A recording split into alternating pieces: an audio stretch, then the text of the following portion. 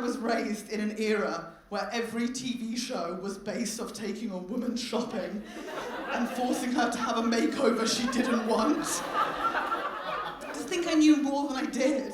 Do we remember this amazing era? It was the era when any woman, no matter how broken she was, could have everything fixed by one trip to River Island with Gok Wan. She'd arrive on screen and be like, so my partner left me and my house is on fire and I don't have a job and turns out I don't have a vagina anymore, so it's fucking mad. And they'd be like, oh, yellow chunky waist belt? And she'd be like, yes! Such a good time. It was the same era in Britain where every woman believed, and I say believed with no sense of irony, that if we ate 2 bowls of Special K twice a day for 2 weeks, we'd lose a jean size. Okay, that is actually the reason we don't have equal pay. It's because we don't deserve it. We're such dumb bitches. It's embarrassing at this point. I love makeover TV shows. I genuinely love them. Like, I miss them being on TV. We've only got a couple left. You know, my friend, she thinks the reason we don't have makeover TV shows anymore is because we don't need them. Because everyone is perfect just the way they are. That's like isn't that so nice? Like, I'm just dying saying it. Like, it's so cute. It's so cute. Like, you are perfect just the way you are. I love it. It's not true. I mean, I have a mirror. I can see myself. I have eyes. I can see all of you. We all need a makeover. And I'm not just saying that physically, of course not. I'm talking mentally. Of course you should always want to be a better version of yourself, a kinder person, a more generous person. You should always want that. It's just, I take it a little bit further. Sometimes try and become a different version of myself, a whole new person. I'd say I've been doing this since I was 14. Once a year since I was 14, I've wanted to be a new person so badly that I've just freaked out in the middle of the night and panicked and cut myself a fringe. I'm so aware I should say fringe. So much faster there. It's just like, and I love the tension. Also, come on, I'm 30, I have cut myself, but only for attention, so it's genuinely super chill. Do you know the fringe I'm talking about? This is a very specific fringe. I am not talking about a fringe that you go to a salon and pay to get done. I am talking about the fringe that you cut for yourself at 2 a.m, listening to the entirety of the Les Mis soundtrack. You want to be a new person, but you don't want to put the effort in? Ha-ha! Fringe it is! I love this fringe. I still do it yearly, because I'm a moron. And I forget that I have naturally very curly hair. So I cut it in the middle of the night, like Miz is playing, my hair's wet, it's amazing. Just looking at myself like, Helen, you've done it. But inevitably, Les Mis ends. And my hair dries. And it bounces up into the maddest row of ringlets you have ever seen on a woman in your life. Which was fine, right? Back in the day, I clip it back, I'm Lizzie McGuire, I'm crushing the game. It's different now. Times have changed. There's rules to fringes. Like, the higher your fringe, the worse your mental health. It is such a clear sign things aren't going right. You have got to be so careful. I'm only doing it once a year because I have this vision in my head, this dream of like me with my new fringe, looking amazing, walking down the street, running into my ex-boyfriend, and him being like, oh, who's the angel with the fringe? And I'm just like, ha! It's me! It's Helen! Love me! How amazing! I should make it clear that is literally never gonna happen. Like, ever. This is always a bit tricky to say, but When I say ex, I am referring to a guy that I refer to as an ex. But he does not refer to me as an ex. He refers to me as someone who just hung around him a lot for a long time. But I'm like, well, I was in love and I got my heart broken, so I'm counting it as a relationship. Thank you. We've all had that relationship, right? When you were like, we're in love, you just missed it. It's a tricky relationship to do. I was in one of these relationships for so long, and I was just walking around to my friends like, you can't meet him, but it's super serious, it's a relationship. Some of you might call that lying. Yeah, lying. I'm a liar, okay, I'm a liar. But I'm damn good at it. I'm a good liar. And do you know why I'm a good liar? Because I learned from the best. Because my mum, such a good liar. My mum's incredible at lying, incredible. I do want to go into my mum. I just want to check and see if anyone's got a similar mum to me in. I've got a very classic British mum where if I have a headache, she'll have a brain tumour. Always going to be one step ahead with her dramas. My mum's amazing. She only lies to protect herself, which I think is important. She just takes it that one step further. In 1997, my mum did the best lie. Now, do you guys remember 97? It was like the best year ever. Like, Diana died, Titanic came out, it was incredible. Also, do you know that some people think those two events aren't related? Not! In 97, my mum found herself in that classic situation where all of her friends got together to go and see the film Titanic, and they didn't invite her. Which sucks, right? Like, it's awful, that feeling of being left out the group, but it happens to all of us, and then usually you move on. But what was awful was the following Monday, my mum was with all of them at the school gate, and they were all talking about the film and how amazing it was, how much fun they had. And then one of them, Rosemary, don't even get me started. She was like, oh, God, oh, we're so wicked. We didn't invite you. Did we, Anne? My mum won't be embarrassed. Lord, no. She said, I was invited, I just didn't want to go. Good lie. Solid lie.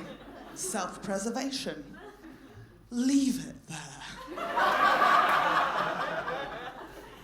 My mum is a creative. She kept going. My mum said she didn't want to see the film Titanic because it would bring back too many memories for her. Because in a past life, she was on the boat. Which is too strong a choice of a lie. A lie she sticks to this day. If I play Celine Dion, she's like, Helen, I will have a flashback. No, you won't! She's one of these people. Do we all know someone like this? Like, it's definitely mental illness, but it's early in the show, so we'll call it kooky. She's a bit of a kook. She's a crazy kook. Like, my mum's best friend is a woman she hired to be her clairvoyant. Whose name, by the way, is Trish. Look, I don't want to slag off any Trishes. I love a Trish in general. They're amazing. A Trish can do many things. Like, a Trish can get divorced, she can go Mallorca, she can have stepkids, she can have a chat show. A Trish can thrive. A Trish cannot speak to the other side. But my mum is in love with Trish, because Trish has told my mum, you are correct, Anne. You do have ghosts in your new build next to Fleet Service Station on the M3. Okay. And the reason, Anne, that you can tell they're there is because you have powers.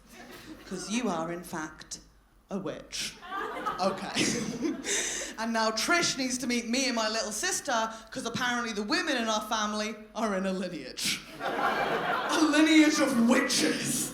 Now, look, I don't want to argue with my mum and Trish. I have learnt, not a good idea. The curses. But I agree with them slightly. Like, the women in our family, we're in a lineage. We're in a lineage of poor mental health, bad relationships with men, and oddly angled vaginas, 100%. But it's also like, screw it, if we're calling it witching, I'll join the coven. Hand me the hat! Bit of drama. I've got a dramatic mum. I know a lot of people think they have a dramatic parent, but I know my mum is the most dramatic. 'Cause when I was 6 years old, my mum decided, with no prior training in this field whatsoever, that she was going to run a drama school from our living room. All she did was change the family voicemail service from "Hello, you've reached the Bauer family" to "Hello, you've reached the Bauer family and the Helen Bauer School of Drama." 'Tis a confident choice. Because she was teaching kids, like little 7-year-old kids, in our living room, whilst me and my dad and brother and sister were just on the other side of the door in the kitchen, looking at each other like, is this legal? Are we serious? But we figured it was fine, right? She just needed a degree to teach kids. She needs a pashmina and a brooch, and she had both. Also, she's teaching 7-year-olds drama. It's a wonderful thing to teach them. You're teaching them play and confidence. Like, every 7-year-old around the world learning drama is being taught the same way, right? You get your group of 7-year-olds all together, like, come on babies, blah, blah, blah. Like, let's do a scene. We'll do a fun little improv. Let's say it's your birthday, happy birthday, and everyone else, you're at the zoo, and you pick a different animal, and just lose your mind, just have fun, play with it, and you walk around and look at all of them. What a fun scene. Should we do it? Let's do it. That is how you teach drama to kids. My mum was teaching it more as a sort of therapy for herself. Because she'd get her 7-year-old, just one at a time, and be like, okay, sweetheart, come on, Layla. Let's do a scene.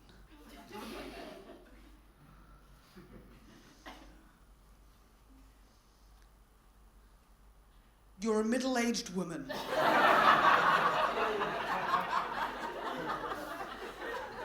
Somewhere in northeast Hampshire, let's say Fleet. Your family does not understand you. Your husband is emotionally unavailable!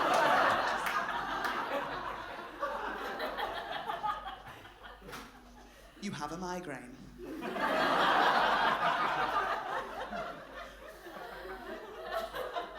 Play out the scene. How, right? How would a 7-year-old play out that scene? The answer is I did, and I did it very well. I was in the drama school! Obviously I was in the drama school! Not my brother and sister, just me, 3 nights a week in my living room. My mum taught me everything, like, the first boy I ever fancied was in the Helen Bauer School of Drama. My mum found out I fancied him, and she was like, oh my God, amazing, let's do a couple sex scene, Helen. And I was like, oh my God, okay, why not? Let's give it a go. And then she played the woman, and I watched to learn. If we had an argument at home, she would make me improv it in class the next day for everyone else. I played ungrateful, secret-eating daughter so many times. I believe it's called method acting. Yeah, I was method! The weirdest thing she taught me? She taught me how to cry on cue. That was not a skill I needed. I was already crying the entire time. I mean, my mum died in the Titanic before I was born. I have genuinely been through so much. I'm just a crier. I'm an emotional woman, and I love crying. And when I say crying, I'm not talking about, a little cry, not like a baby bird cry. I had a friend, she once cried because she said her boyfriend loves her too much. Go fuck yourself! If you're gonna cry, you do it with some goddamn dignity!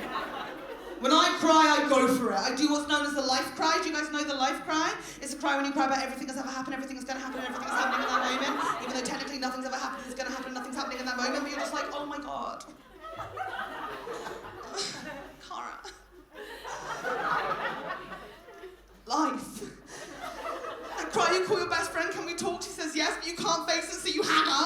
attention. Okay, some of you might know it as depression, like chronic depression. Interesting, okay.